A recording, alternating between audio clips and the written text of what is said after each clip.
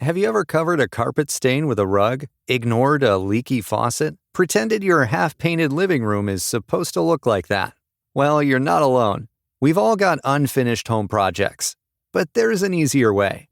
Thumbtack is the app that makes it easier to care for your home. Pull out your phone and in just a few taps, search, chat, and book highly rated pros right in your neighborhood. Download Thumbtack and start caring for your home the easier way. Getting the smile and confidence you've been dreaming about, all from the comfort of your home, isn't a total mystery with Byte clear aligners. Just don't be surprised if all your friends start asking, "What's your secret?" Begin by ordering your at-home impression kit today for only $14.95. Byte clear aligners are doctor-directed and delivered to your door. Treatment costs thousands less than braces, plus they offer flexible financing, accept eligible insurance, and you can pay with your HSA FSA. Get 80% off your impression kit when you use code WONDERY at Byte.com. That's BYTE.com. Start your confidence journey today with Byte. From Wish TV, this is All Indiana Politics Podcast with Phil Sanchez. Unfiltered. Thanks for joining us. Our guest this week is Lieutenant Governor Suzanne Crouch. Lieutenant Governor, thanks for joining us. It's great to be with you, Phil. So you're running for the governor. Correct. The governorship of our state. Why do you want this job? Let's start there. Absolutely. Well, first of all, I'm not a self-funder. And so some of my opponents are self-funders. In fact, I told my husband, I said, honey, if I'd known 45 years ago when we got married that I was going to run for governor one day, I might have held out for someone with more money. Of course, he said he would have too. Right. But seriously, no party, Republican or Democrat, has held on to the governor's office for more than 20 years since World War II. So in 2024, Republicans will have had that office for 20 years. So if we're going to hold on to that office, we need a different kind of candidate. So put me on a stage with the four men I'm running against, and there's one obvious difference. I've got red glasses and they don't. Right. But when you look at the experience at the local level as a county auditor, county commissioner, at the state level as state representative, auditor of state, and now lieutenant governor, there's no comparison. And as state representative, auditor of state, and now lieutenant governor, I have played a key role in turning the state around, where today we're number one in the Midwest. We're sixth in the nation for our business environment. I'll tell you this, Phil, though. I'm not going to spend 4 years sitting in an office with my finger in the wind, playing it safe so I can get reelected. I want to boldly lead Indiana into the future. And we will start by eliminating Indiana's state income tax. We even have a name for it. We're going to axe the tax. Yeah, I was just reading about it. So let's talk about that. Why do you think that's a good thing? Well, I travel the state. I've been listening to Hoosiers, meeting them where they are, and they're being crushed by the high cost of living, by inflation and Bidenomics. They ask me, what can we do to help us make ends meet? I mean, they're seeing their grocery costs go up. They know that what they are purchasing today is costing them $18 more. If they're paying $100 4 years ago, it cost them $118 today. They're struggling. Right. Everywhere they look, prices are going up. And so we have an opportunity by eliminating Indiana's income tax to put thousands of dollars back into their pockets every year. It's not going to be easy. And special interest groups and big spending bureaucrats are screaming bloody murder and saying it can't be done. But as former vice chair of the House Ways and Means Committee, as former auditor of state, I'm telling you it can be done. Now, it has to be phased in. We can't do it overnight. And we have to have triggers in place to protect against economic downturns. But what I would say to those who say we can't do it, I would say, really? Government needs more money? And guess what? That money is not government's. It's Hoosiers' money. And so we have an opportunity to give it back to them. When we do that, they will put that money into the economy, because 78% of your pre-tax income goes into the economy. So not only are we giving Hoosiers money at a time when they desperately need it, but that money is going to go back into the economy, increasing our revenues. The Tax Foundation, a think tank in Washington, D.C., ranks Indiana, well, they ranked Indiana 9th in the country for our overall tax environment. They now dropped us down to 10th in the country for our overall tax environment. But 7 of the 8 states ahead of Indiana either have no sales or income tax. So when we eliminate our income tax, not only are we putting money back into Hoosiers' pockets every year, but we're making Indiana the kind of state where people want to move to. Just like today, they're flocking to Tennessee, they're flocking to Texas and Florida. I had breakfast with a woman this morning who said they have declared their residency in Florida because it's a no-income tax state. If Indiana would do the same, they would be declaring Indiana as a residency. So it is a time to help Hoosiers while they're struggling, but it's also a time to make Indiana competitive because we need people to move to Indiana, because we have 104,000 jobs that are unfilled today. That's only going to increase as we are more aggressive in getting workers and getting jobs here. So to me, it's a win-win. Why do you think your opponents haven't picked up on this, and why do you think the other side pushes back on it? Well, first of all, I don't know that anyone travels the state like I do.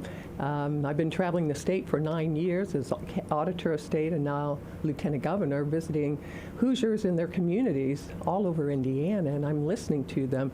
And guess what? They're responding. I was in 2 parades 3 weeks ago, one in Greenfield and then one down in Evansville, and people on the parade route were yelling, "Axe the tax."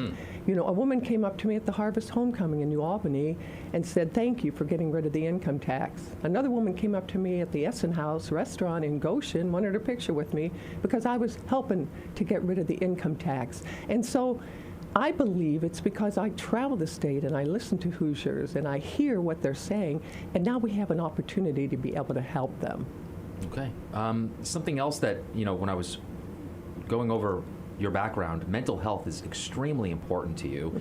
This being October Mental Health Awareness Month, perfect time to have that conversation. For the folks at home who maybe aren't aware, tell us a little bit about your backstory in regards to this and why this is in the forefront of your campaign. Sure. Thank you. Thank you for highlighting that important issue. My family has struggled with mental illness and addiction throughout my life. My mother was very loving, but she also struggled with depression her whole life. I didn't realize that when I was a child, because everybody thinks their family's normal. Right. And it wasn't until I was an adult that I realized how much she struggled. We buried my brother about this time last year, Larry. He was an alcoholic, and he drank himself to death. My younger sister, Nancy, 18 months younger, died in her early 20s by suicide on her 3rd attempt. And then our daughter, Courtney, is 16 years sober and bipolar. So I've grown up and lived with those Hoosiers that really have struggled through no fault of their own. It's because of the genes they inherited. Yeah. In fact, my daughter often says to me she got all the bad genes in the family. Has another word she uses. And I said, it's not the hand you're dealt, it's how you play it that's important. But we have a responsibility to give people good cards to play. So I never used to talk about my family, not because I was embarrassed or ashamed, but it's painful and it's private. Sure. But during COVID, when I saw what people were going through and how they were struggling, I thought now is the time to speak out. Now is the time to do something. And my thinking was if I share my personal experiences, maybe that gives other people permission to share theirs. And as a result, we saw the General Assembly pass Senate Enrolled Act 1 this past session, which I testified on behalf of in the House and the Senate, which is highly unusual for a governor or a lieutenant governor to testify on behalf of a bill. But I did it because I thought it was so important.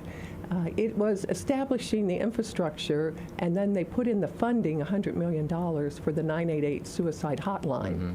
So now people have a number they can call, just like you call 911 if you have an emergency, if you have a behavioral health crisis, or you just have a question. You can call 988 and be connected to a professional who will get you connected to services. And I think that's so critically important moving forward, because since COVID, we have seen a 20% increase in anxiety and depression among the population. But we've seen a 60% increase among young people. Right. Would it surprise you, Phil, if I told you in the last 6 months, 1 out of 7 high school boys and 1 out of 4 high school girls have contemplated suicide? It would not surprise me one bit. It's the second leading cause of death among young people, and that's the future of Indiana.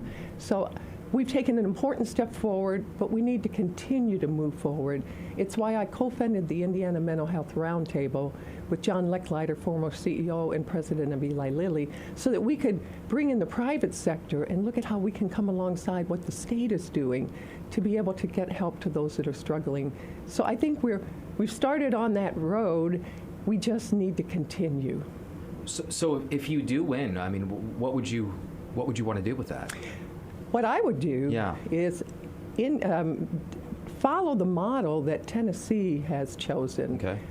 They have a model where their Division of Mental Health and Addiction actually hires behavioral health professionals, whether they're psychiatrists or whether they're peer counselors, whether they're coaches, and then they have those professionals that then are available to partner with faith-based organizations or churches to be able to provide the professional help if that church wants to get services to their congregation. It's an incredible model, and the reason I think it can make a difference is 60% of Hoosiers go to church. So we have an infrastructure already in place that's in the business of taking care of people. So why not be able, as a state, to provide those professionals if the church wants to be able to access them for their congregation? It's proven to be very successful in Tennessee and has really made a difference in their outcomes.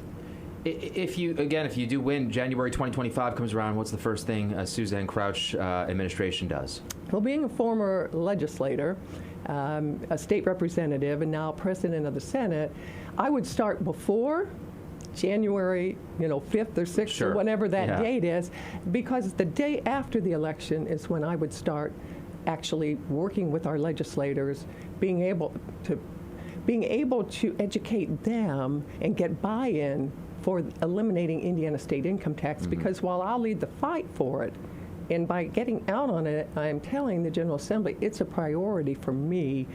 They're the ones that actually have to take the action. I'd also start day one after the election, start raising money for a marketing campaign to get the public's buy-in so that we can provide political cover for those legislators that are making those bold decisions. I would work on that, first and foremost, and then look at how we can move forward with what I mentioned, this faith-based initiative, to be able to work to provide mental health services more to Hoosiers moving forward into the future. Would you say those are your two top priorities? Those would be two of many priorities. I mean, it's going to be a budget session. Sure. So what we will have to also look at, and what I'm already working on that we would do from day one, is look at how we can reimagine state government, how we can transform how we deliver services and what our government looks like.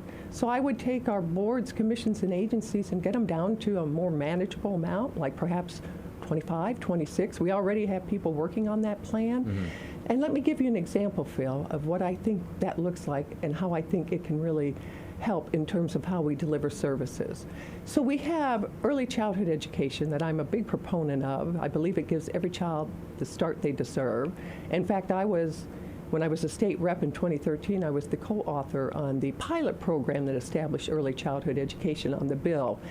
And so early childhood education is housed in Family and Social Services Administration, okay? Right. Now we got K through 12, which is a standalone agency. We've got higher education, which is a standalone agency. We've got workforce training, which is in DWD, along with unemployment insurance. We then have IEDC, which has economic development. So I would pull early childhood education out of FSSA, take K through 12, take higher education, pull workforce training out of DWD, and take a teeny bit of economic development. Mm-hmm. So now we can create a cradle-to-career seamless education system where we're preparing every child for that next step upon graduation from high school, whether it's employment, enrollment, enlistment, or apprenticeship. They all would be on the same computer system. They all would be operating on the same page. It just only makes sense that we do that, and we look at all of state government and look at those opportunities to do the same. I would also establish navigators in state government. And here's why I feel, because when people call government, it's not because they're having a great day. Yeah. They call because they have a need or they have an issue. And so they don't know who to call. They don't know where to go. Sure. And so by having navigators, someone that they can call that'll get them connected, will make us be able to have government more responsive to the people that we serve. And when we look at reimagining state government, we will be able to find efficiencies and be able to save money, that in turn will be able to benefit Hoosiers. I want to circle back to cutting the state income tax, because a lot of times you hear when it's discussed, people say, "Oh, that only helps the really wealthy people. How does that help the middle class and people living in poverty levels?" So, what's your response to that? My response is, I travel the state and I listen to those Hoosiers, and they're hurting right now. People are struggling to make ends meet. And if we can give some of their money back to them, then that helps them, because government has enough money, I believe.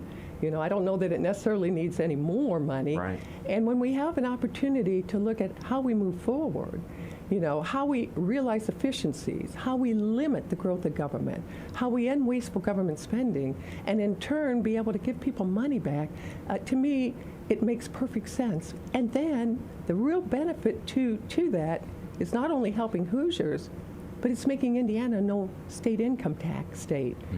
That'll be able to attract people to Indiana, those workers that we need who currently are going to Tennessee, Texas, and Florida. Right. You right. know? Yeah. Something else that, and I've done a couple of these so far. Policing is also a major topic, not only here locally, but also nationally as well. Where do you foresee the state of policing within the Hoosier State moving forward? Well, I believe that as governor, I will stand shoulder to shoulder with law enforcement, and we'll enforce our crime laws to the fullest. And we're going to send a message to the criminals and fentanyl dealers that you may get into this country through our wide open southern borders, but when you come to Indiana, you will pay the price. So we have to look at how do we enhance, the penalties for those who are dealing in drugs, for those who are manufacturing drugs. We have National Guardsmen and women down on the border today. We need to continue to assist in that fight, because every state's a border state today, including Indiana. We need to look at establishing, and I'm not even sure we have a mid-state kind of crime coalition among all of our state police agencies, where we need to have better information being shared among the states here in the Midwest, so that we can identify those dealers and those drugs that are moving through other states before they get here to Indiana. So to me, it is about also not having a revolving door when it comes to to the crimes that are being committed. Sure. Where in some counties, particularly Marion County, you have that revolving door. So we need to be sure that we are supporting our law enforcement, making sure that our criminal justice system is keeping those bad actors locked up instead of turning them back onto our streets. In your role as Lieutenant Governor, what type of relationship do you have with mayors across the state? Quite a few of them have endorsed me. Yeah. Part of it is, Phil, because I was a local elected official. And so local elected officials identify with me because I've walked in their shoes. I've dealt with the issues they've dealt with at the local level. I believe that local government is really the most important form of government, because it's the government that's closest to the people. And I think that the public sometimes focuses on the national level, and they don't always appreciate that it's your local school boards, it's your local county councils, it's your local city councils, it's your mayors, it's your commissioners that are really making the decisions that affect your everyday life. And so recognizing that and being able to give support to local elected officials, understanding that the state should never be in a position to do harm to local elected officials and local communities, but rather should be a partnership, is why I believe I have so much of their support. The County Commissioners Association just a couple months ago awarded me with an award as the most valuable elected official to them in 2023, because I understand the issues they've dealt with, and I'm there for them whenever they need help. Looking back on, you mentioned COVID before, looking back on that time, is there anything that you would have done differently? Everybody's a Monday morning quarterback. Sure. It's easy to do that, right? That's absolutely right. Yeah. And I say we can't look back. We have to learn from what we went through, but then we have to constantly be moving forward and looking forward. And so if we find ourselves in that kind of a situation again in the future, as governor, I won't have lockdowns and mask mandates and those things that cause us to have more anxiety and depression and cause our young people to now be struggling. I think we've learned from the experience that we had, I think we did the best we could at the time. Yeah. Our time is almost up, Lieutenant Governor. So I wanted to ask you, is there anything that maybe I didn't ask that you would like to address as we move forward? And obviously we'll have conversations in the future as well. We'd love to have you back on. Sure, Phil. You know, the battle for the heart and soul of America is not going to be won or lost in Washington, D.C., with the endless bickering and the inability to get things done. The battle for the heart and soul of America will be won state by state.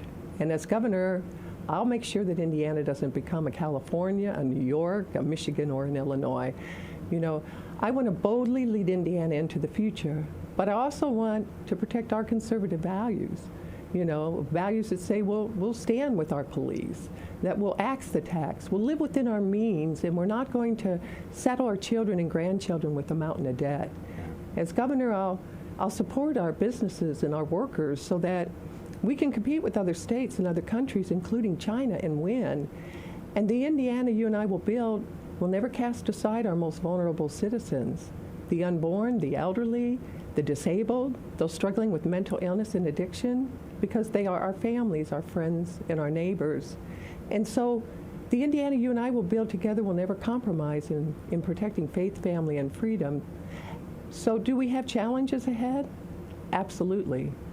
But if we're bold and we stick to our conservative principles, our best days are ahead. So that's why I'm running for governor, and appreciate support, everyone's support, and let's make history together. There you go, Lieutenant Governor Suzanne Crouch. Thanks so much for joining us. Thank you, Bill.